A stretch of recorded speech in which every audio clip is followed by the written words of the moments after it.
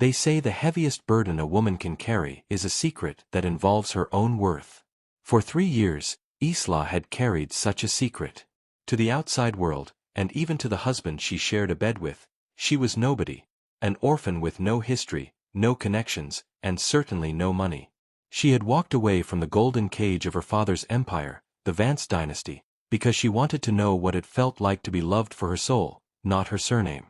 She thought she had found that love in Julian Sterling. But as she stood before the floor-to-ceiling mirror in the cold, echoing master bedroom of the Sterling estate, she realized she had only traded a golden cage for a rusted one. Tonight was the Sterling Golden Gala, the family's desperate attempt to prove to high society that they weren't drowning in debt. The air in the house was thick with tension. Isla wasn't treated as a wife or a hostess, she was treated like an embarrassing stain that needed to be covered up.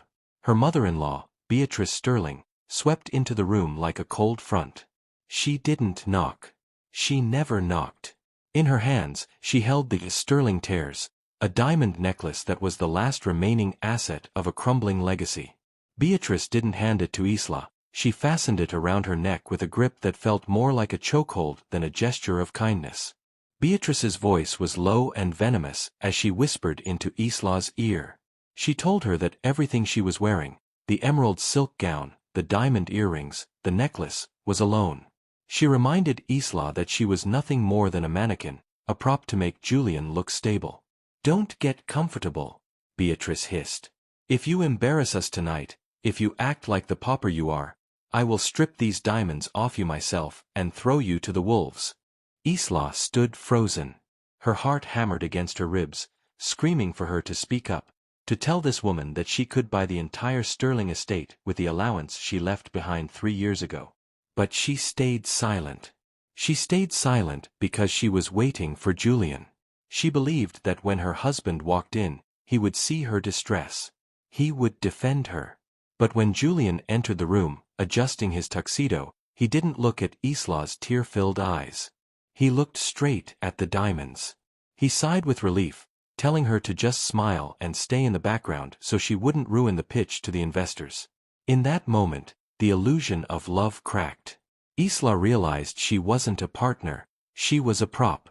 While Isla was suffocating under the weight of the Sterling family's judgment, 300 miles away, the atmosphere was electric with a very different kind of power. Silas Vance, the billionaire tycoon who had spent 3 years searching for his runaway daughter, was standing in his penthouse office. The city lights reflected in the glass, but he saw only the report on his desk. His private investigators had finally found her. When Silas read the file on the Sterlings, their debts, their cruelty, their desperation, his relief turned to a cold, simmering rage. He wasn't just a father coming to visit, he was a king coming to retrieve his princess from the dungeons. He signaled his assistant to prepare the helicopter. He wasn't going to call ahead. He was going to crash the party.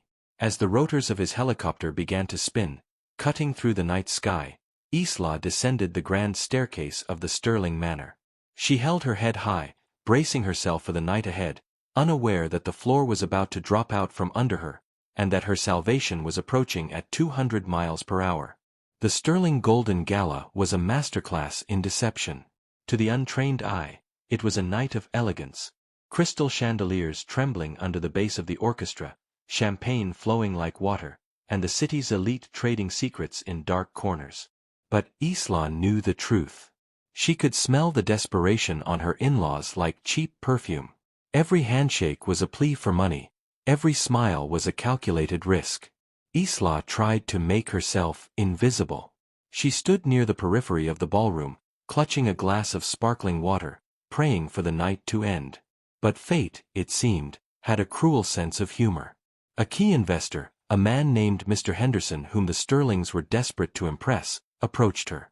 He was admiring a painting on the wall. Without thinking, Isla's old training kicked in. She struck up a conversation, speaking eloquently about the brushwork and the artist's history. For 5 minutes, she wasn't the pauper wife, she was the daughter of Silas Vance, charming, intelligent, and radiant. Mr. Henderson was captivated. Beatrice Sterling watched from across the room, her eyes narrowing into slits. She didn't see a daughter-in-law helping the family, She saw a threat. She saw a nobody daring to outshine the Sterling bloodline in their own home. Beatrice marched over, her heels clicking like a countdown on a bomb. She didn't wait for a polite pause. She interrupted with a jarring, fake laugh that silenced the nearby guests. "Oh, Mr. Henderson," Beatrice cooed, placing a claw-like hand on Isla's shoulder. "You must forgive my daughter-in-law.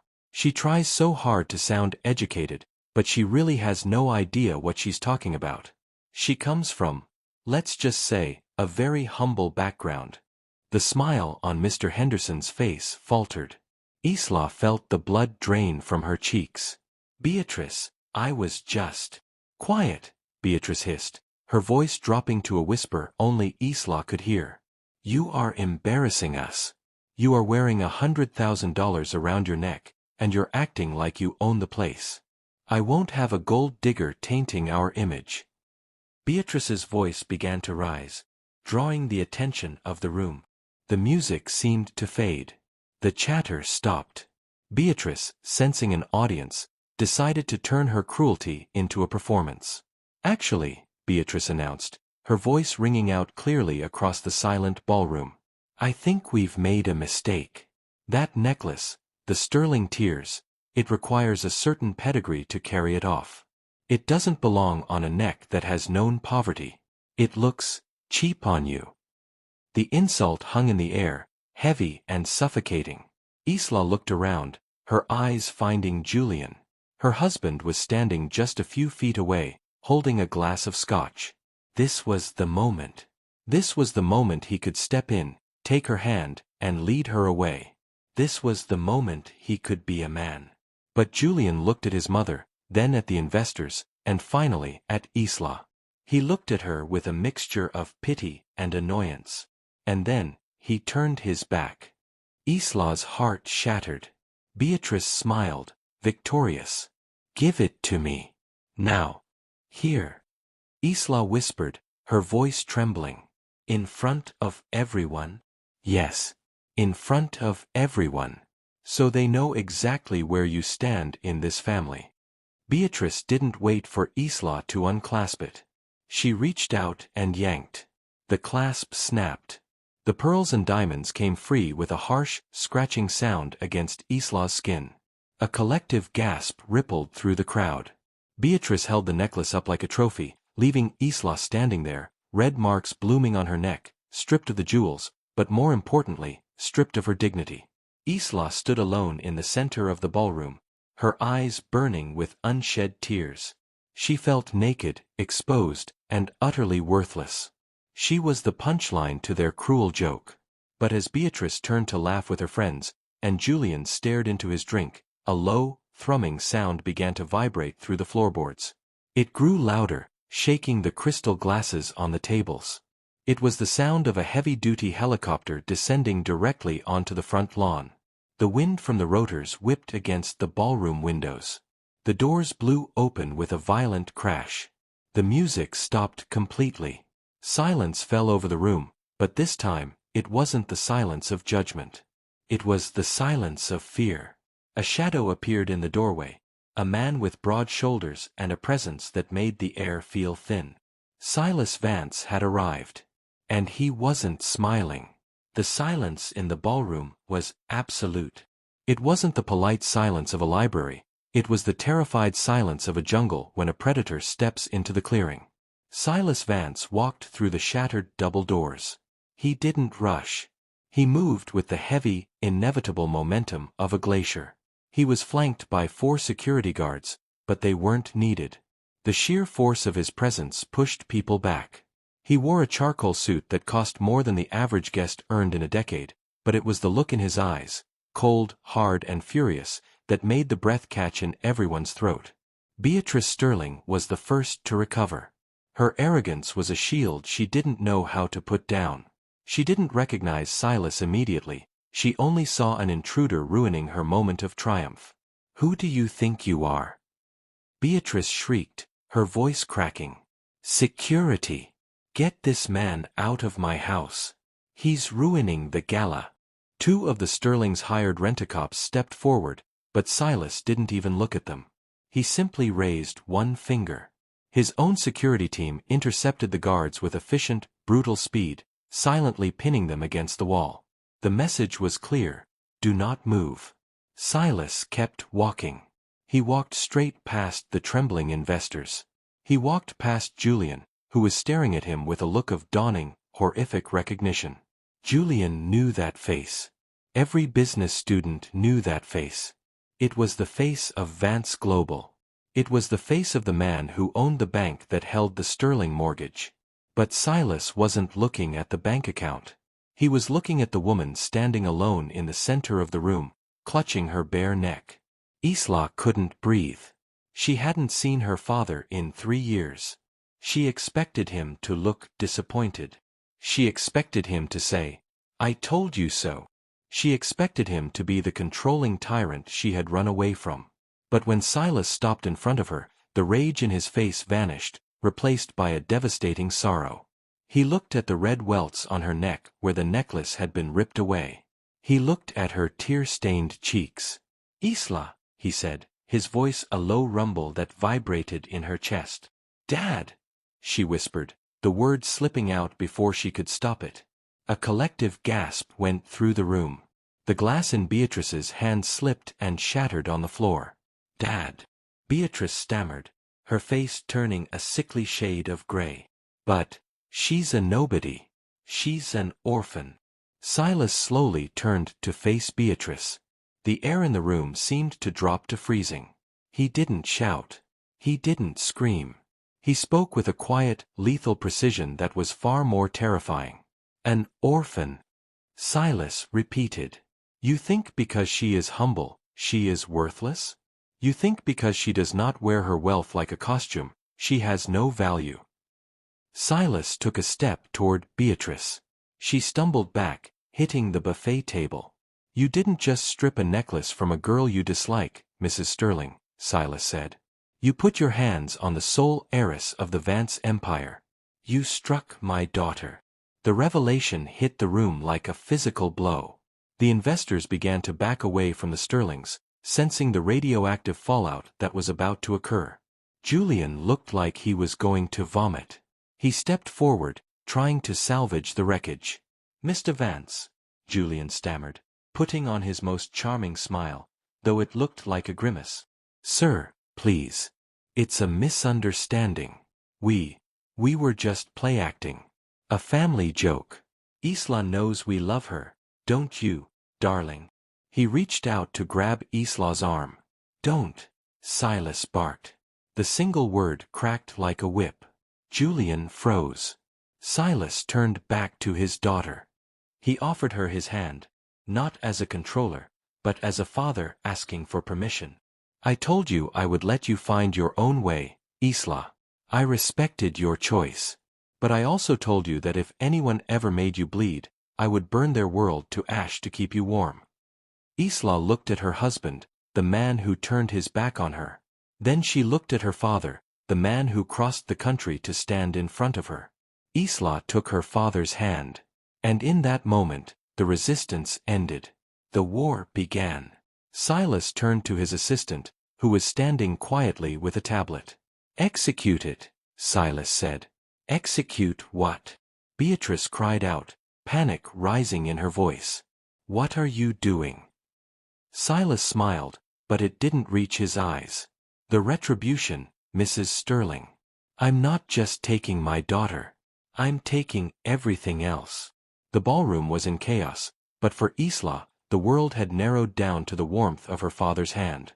As they turned to leave, Beatrice and Julian scrambled after them like beggars chasing a carriage. The arrogance was gone, replaced by a frantic, sweating desperation. "Isla, wait!" Julian cried out, reaching for her again.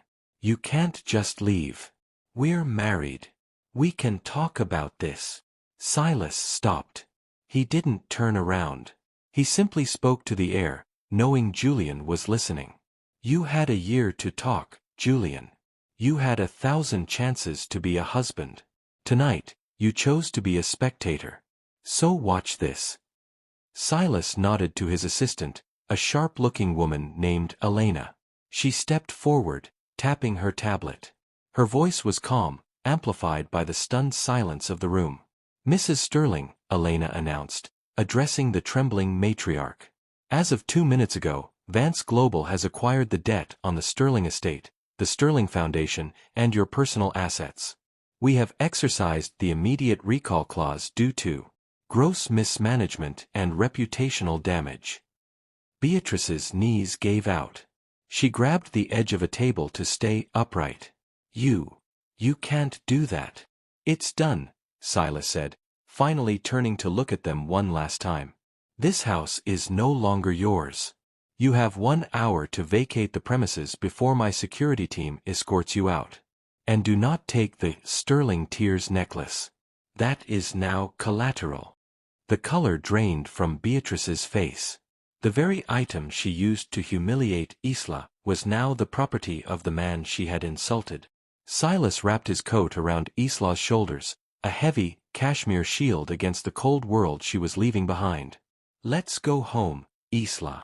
They walked out into the cool night air, leaving the sounds of Beatrice's sobbing and the investors' angry murmurs behind them. They boarded the helicopter, the engine roaring to life, lifting them away from the toxicity of the Sterling Manor. As the city lights blurred below them, the adrenaline began to fade, leaving Isla trembling. She looked at her father. He wasn't the titan of industry now. He was just a dad, looking at his daughter with worry etched into every line of his face. "I'm sorry," Isla whispered, pulling the coat tighter. "I'm sorry I ran away. I wanted to know I could survive on my own.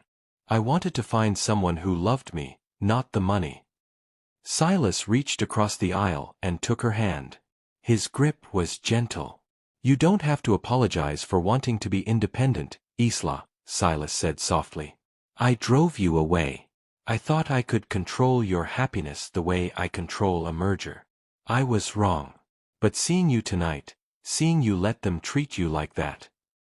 I thought it was noble," Isla admitted, a tear sliding down her cheek. "I thought enduring it proved I loved Julian." "Endurance isn't love, sweetheart," Silas said, wiping the tear away with his thumb. "Love is protection. Love is respect. If you have to shrink yourself to fit into someone else's life, you are in the wrong life." Isla laughed, a wet, shaky sound. "So, you bought their house? Really?" Silas smirked, a glimpse of the old tycoon returning. "I didn't just buy the house, Isla. I bought the country club where Beatrice has lunch. I bought the firm Julian pretends to work for. I bought the bank that holds their credit cards. By tomorrow morning, the only thing the Sterlings will own is their regret." Isla looked out the window. For the first time in years, she didn't feel heavy. She felt light. She realized that her father's wealth wasn't a weapon used against her. It was a shield he had been waiting to hand her.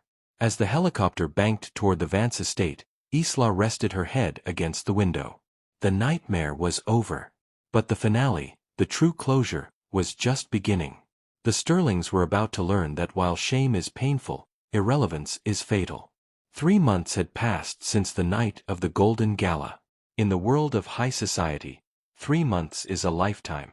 Rumors fade, scandals are replaced by newer scandals, and names are forgotten.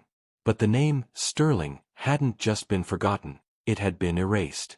The city was buzzing again, but this time, it wasn't for a desperate charity ball in a crumbling manor. It was for the grand opening of the Isla Vance Gallery of Modern Art. Isla stood at the entrance of her own gallery, breathing in the scent of fresh paint and lilies. She wasn't hiding in the shadows anymore. She was wearing a dress of her own choosing, a sharp, tailored suit that commanded respect, not a borrowed gown that demanded submission. She wasn't scrubbing floors or shrinking herself to fit into a marriage that was too small for her spirit. Silas stood beside her. He didn't look like the terrifying titan who had stormed the Sterling Manor. He looked relaxed, holding a glass of sparkling water, watching his daughter with quiet pride.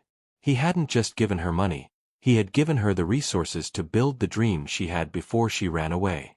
"You did this, Isla," Silas said, looking around at the bustling crowd of genuine art lovers, not just status seekers. "I just signed the check. You built the soul of this place. I learned from the best, Isla smiled, squeezing his arm. Outside the gallery, on the cold sidewalk, the reality of Unforgettable Retribution was playing out. A taxi pulled up, not a limousine, but a yellow cab. Julian and Beatrice Sterling stepped out. They weren't in rags, but the shine was gone. Beatrice's coat was a season old, and Julian looked tired, his shoulders slumped under the weight of 1,000 rejections. They walked toward the velvet rope, hoping that their old name still held some currency. The bouncer, a large man with a clipboard, didn't even look up. Name. Sterling, Beatrice said, lifting her chin in a phantom reflex of her old arrogance. Beatrice and Julian Sterling. We are family. The bouncer scanned the list. He paused, then looked up with a bored expression. Not on the list. Check again.